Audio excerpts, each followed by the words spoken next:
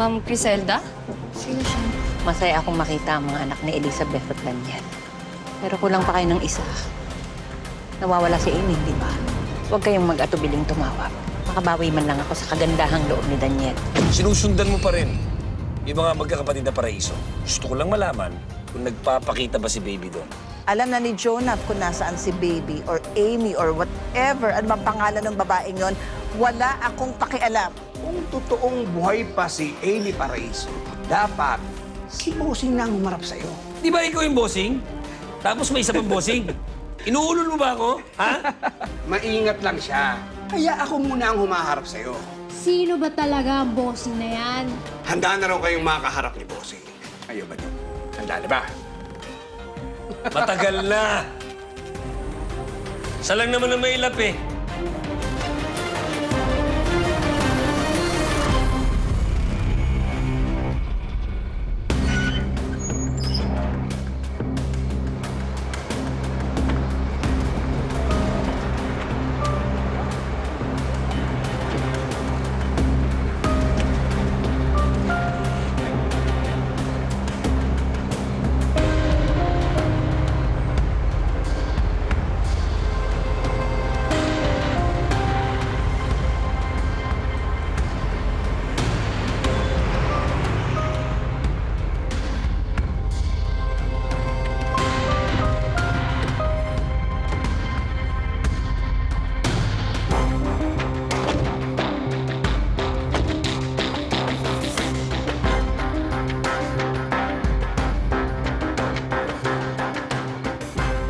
Tara na sa loob. Ayun na pa hinihintay ni Bossing.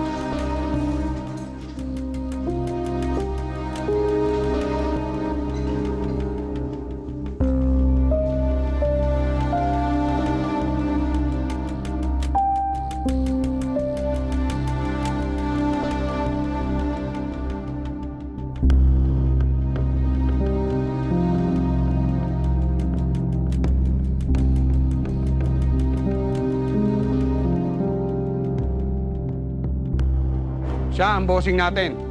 Si Madam Criselda Vizcara.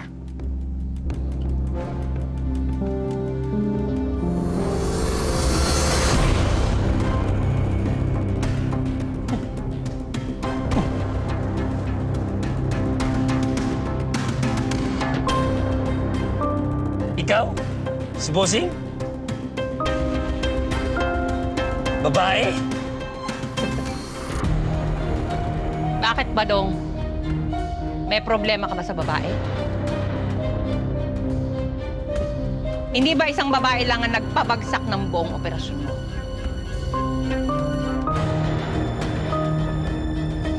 Ano ba, Dong? Kaya pa ba?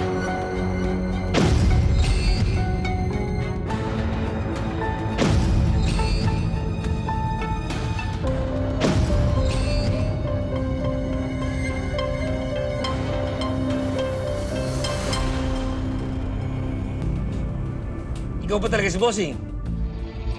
Paano ako makakasiguro, ha? Paano ako makakasigurong hindi ka katulad nito? Fake! Badong naman. Matagal kang naging pulis.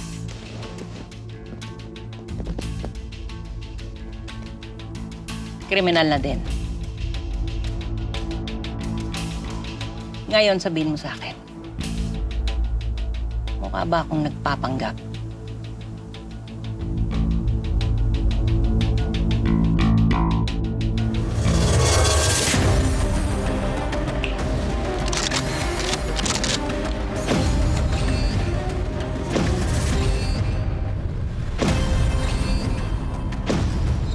Nasaan si baby? Boss. Medyo mailap si baby pero hinahanap ko siya ng mga tauhan ko. Yan! Yan ang badong nakakilala ko. Puro dahilan. Paikot-ikot na lang ang sagot mo. Napupuno na ako sa'yo. Binigay ko sa'yo lahat. Pera, armas, tauhan. Pero yung kaisa-isang bagay na hinihingi ko sa'yo sa loob ng 2 dekada, hindi mo pa nabibigay sa akin. Sabihin mo ngayon sa akin, ano pang silbi mo? Boss, pangako ko sa'yo, dadali ko sa'yo si baby. Bigyan niyo lang ako ng konti pang panahon para makagawa ko ng paraan para mapalabas ko siya sa pinagkakataguan niya. At paano ako maniniwala sa'yo, Badong? Boss, kilala ko si baby. Alam ko kung paano siya mag-isip. Alam ko ang galawan niya kasi, boss, ako nagturo sa kanya, ako nagpalaki sa kanya, boss. Siguraduhin mo, Badong. Dahil pag nabuo silang 3, ikaw ang itutumba ko.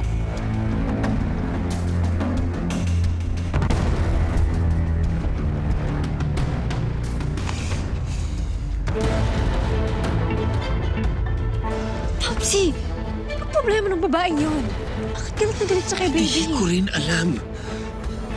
Pero kung sa'yo, sumunod ka na lang kung gusto mo pang mabuhay.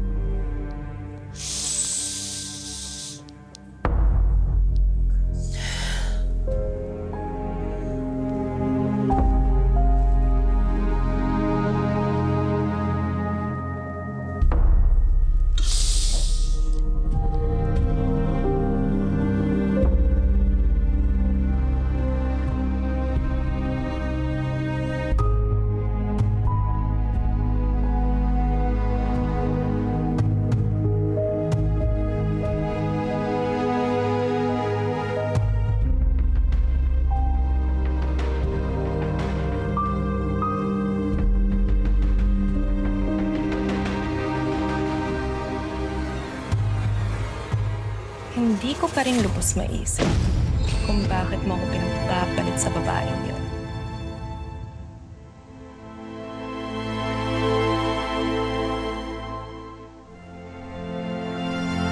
Mahal ko si Elizabeth.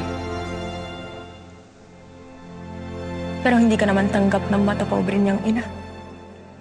At mukhang hindi ka naman kaya ipaglaban ni Elizabeth. Mahirap sa kanilang tanggapin ang aking nakaraan. Na naging parte ako ng sindikato ng pamilya. Kung makapagsalita ka, Daniel, parang hindi ang negosyo ni Papang bumuhay sa'yo. Sa tingin mo, nasan ka kung hindi dahil kay Papa?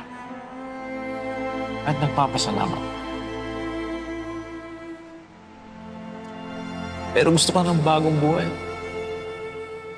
Magkaroon ng pamilya. Lumagay sa tahimik. Na may mga taong hindi pwede para sa tahimik.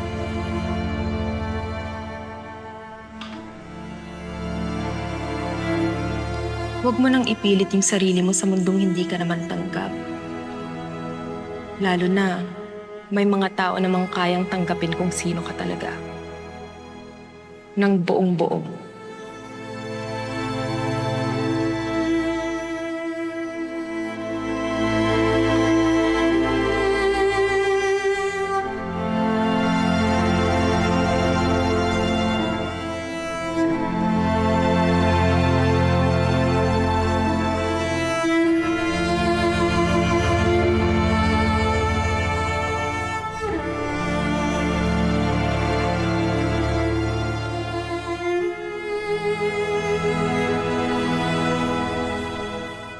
Daniel?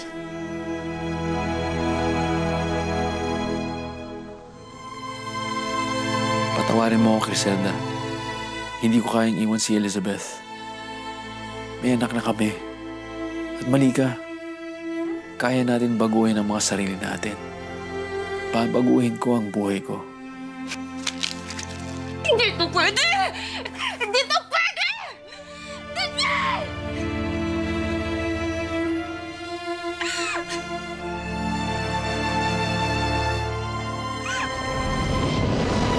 Patingin niya kay Mami.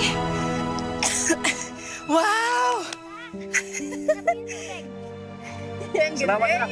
Sige, pero Ano tayo, Bola? Takbok dito.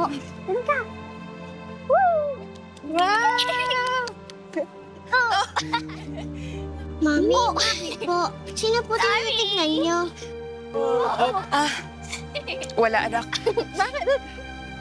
Bakit?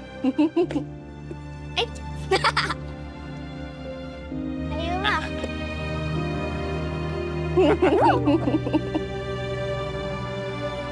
Oh, yung bola! Tara! Ano? Parang awa mo na, Criselda. May sakit si Elizabeth. Kailangan ko ang tulong mo. Ang kapal ng mukha mo? Ako ba talaga hihingan mo ng tulong para sa pamilyang pinagpalit mo sa amin ng anak mo? Wala na akong mahingang pang-iba. Ikaw na lang huling pag-aasa ko. Mamamatay ang asawa ko.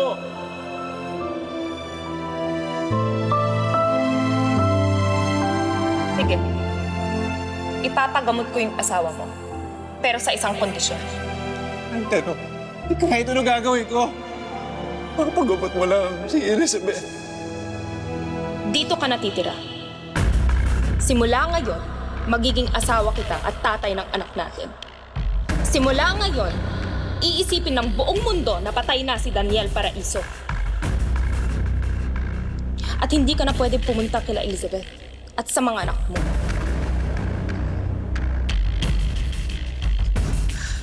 Pero paano pamilya ko? Hindi nila kaya na wala ako. Mag-isip ka na ngayon, Daniel. Anong gusto mo? Kasama mo kami ng anak mo habang nabubuhay si Elizabeth? O ang pumunta ka sa pamilya mo para panoorin si Elizabeth na mamatay?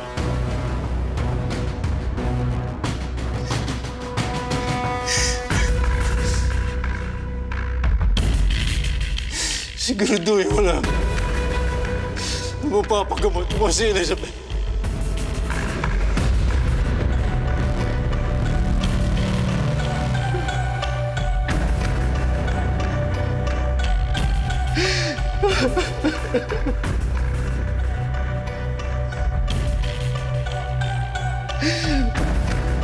Nalawarin ko siya.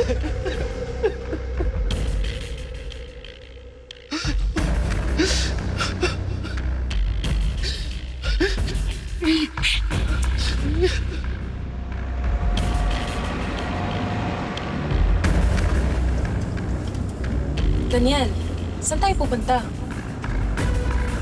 Doon yung daan papuntang bahay, ah. Daniel,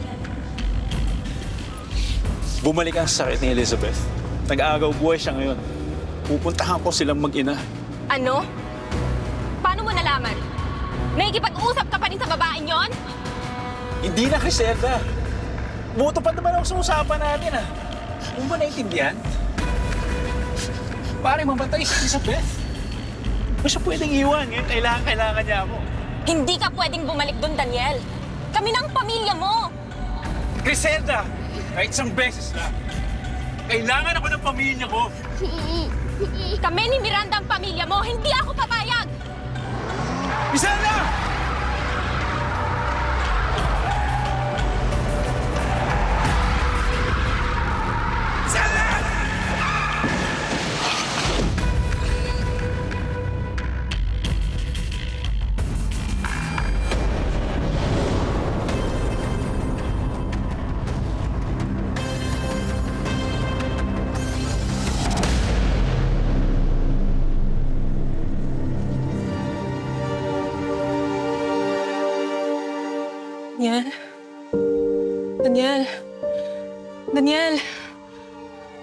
Miranda?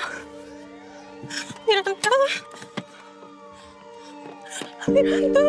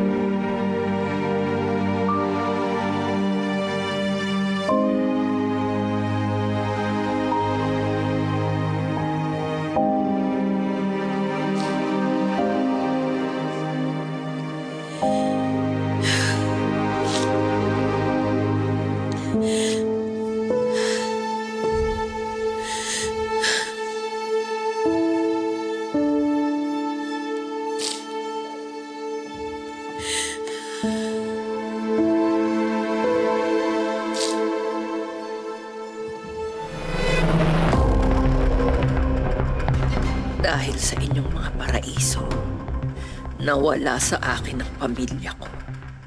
Kinuha niyo sa akin ang pangarap ko. Kaya gaya ng pamilya ko, hindi rin ako papayag na mabuo kayo. Kung napaghiwa-hiwalay ko kayo noon, magagawa ko rin yun ngayon. Pero sa pagkakataong ito, sisiguraduhin kong matatapos na ang kabanatang ito. Iipunin ko kayo at isa-isang papatayin sa harapan ko.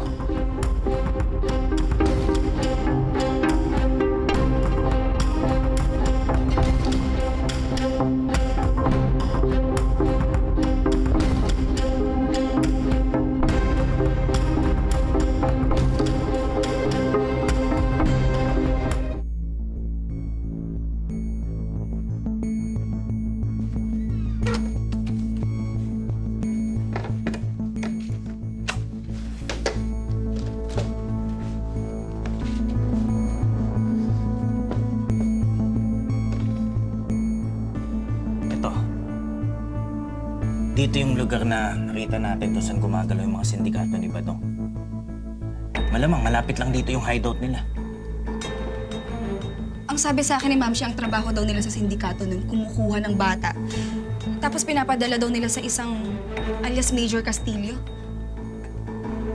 Malamang malapit sa daungan yung hideout nila Badong para mabilis nila mapadala sa ibang bansa yung mga nakidnap nila.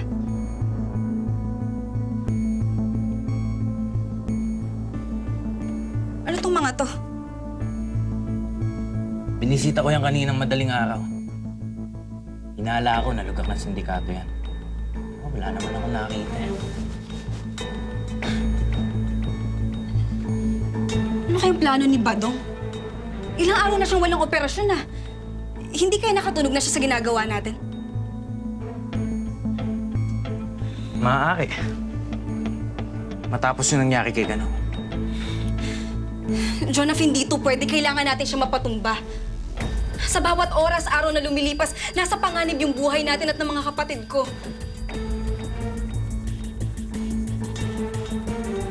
Huwag kang mag-alala. Gagawan ko ng paraan.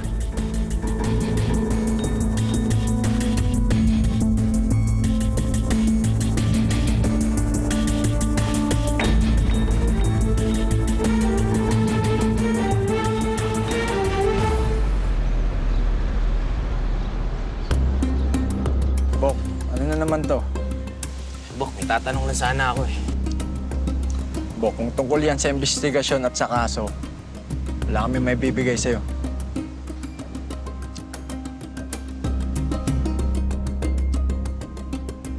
Alam ko, Bok. Pero, Bok, hindi naman siguro kasiraan sa kapulisan kung makikibalita ako sa galaw ng kidnapping syndicate na napapabalita ngayon. Bok, may pamilya din akong inaalagaan. At kailangan kong makasiguro na ligtas si Lola Miding. Bok, ligtas si Lola Miding. Mas madalas pa nga kaming dumalaw sa inyo ngayon kaysa nung nandun ka pa eh.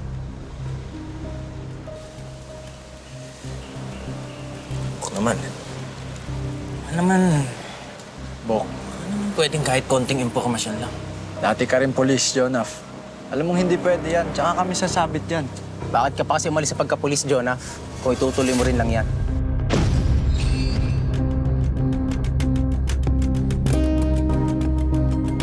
Valley Resort sila. Minamanmanan na ngayon ng mga tao natin. Baka ngayon na yung pagkakataon para gawin natin ang utos ni Bossing. Alam nyo na ang gagawin nyo. Ipadala mo na yung mga ibang tauhan natin doon. Ha? Itali nyo, tutukan nyo ng baril, i-video nyo, ipaalam nyo sa buong mundo na na-hostage ang mga paraiso. Para umabot kay Baby at malaman ni Baby na nasa delikado ang buhay ng mga kapatid niya. Corrected by! Pag nalaman ni Baby na nasa panganib ang mga kapatid niya, sigurado ko lalabas yun sa lungga niya.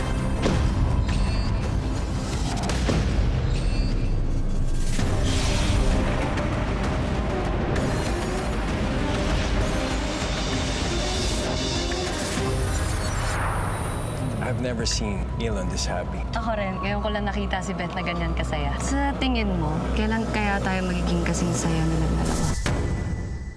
Serve that to Sir Elon. Nandito po sa Blue Valley Resort. Kasama si Diana at si Beth. What? May balita na ako ng Diana at Beth. Baka ngayon na yung pagkakataon para gawin natin ang utos ni Bossing. Ipaalam nyo sa buong mundo na na-hostage ang mga paraiso. Pag nalaman ni Baby na nasa panganib ang mga kapatid niya, sigurado ko lalabas yun sa lungga niya.